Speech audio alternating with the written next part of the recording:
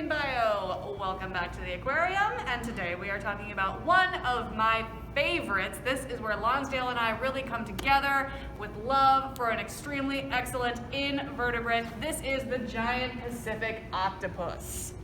The scientific name for the giant Pacific octopus is Enteroctopus dofleini. Enteroctopus dofleini.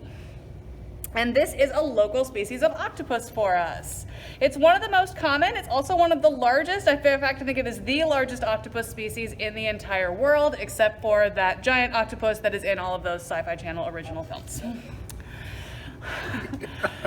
So, this guy you can find here in the Puget Sound.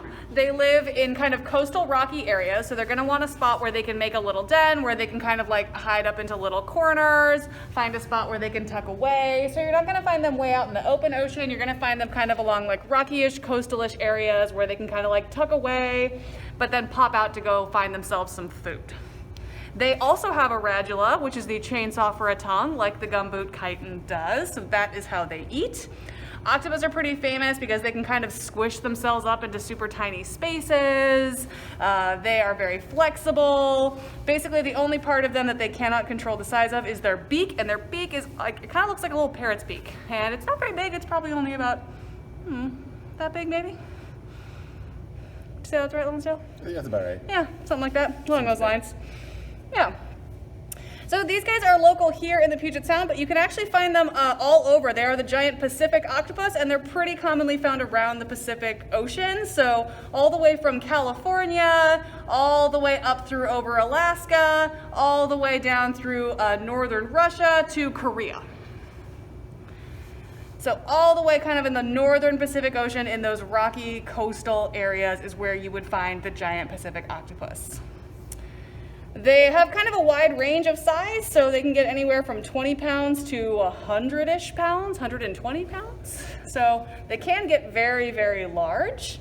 This is probably about an average size for them. I don't know how much this one weighs off the top of my head, but this is probably about an average size for them.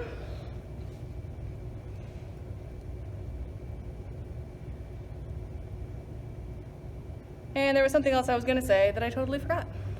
You want to talk about the chromatophores? Yes, I do want to talk about the chromatophores. Okay, so he's doing a great job of giving us an example of his chromatophores right now. So if you notice as you're watching him, they kind of, they can control the color of their skin. So you've probably seen some of those like videos online for some of the octopus, like a mimic octopus can like change its colors really fast and everything else. They have these things called chromatophores that are in their skin that help them to kind of control the color of their skin. It helps them to blend in. So when they're really trying to like blend into a particular spot, they'll kind of go into like sort of a grayish white color, all the way up to this bright, bright pink color. They can't turn themselves like green or purple or anything like that, but they can really control the range and hue of their color to help them blend into their environment. And that's basically to help them stay safe from predators or things that might want to eat them, and also to hide, basically. Hide so they can catch food. These guys don't have a very long lifespan, believe it or not. They only live about 3 to 5 years. They also only breed once in their entire life. They lay up a whole bunch of eggs, and that's all the breeding that they'll do.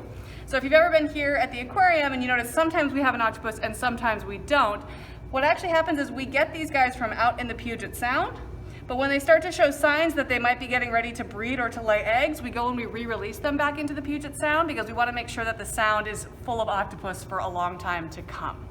So they come, this is just like a temporary vacation. We make a little Airbnb for them, then we release them back out into the sound so that they can breed and they can have lots of babies. So that is the giant Pacific octopus, Enteroctopus dofleini.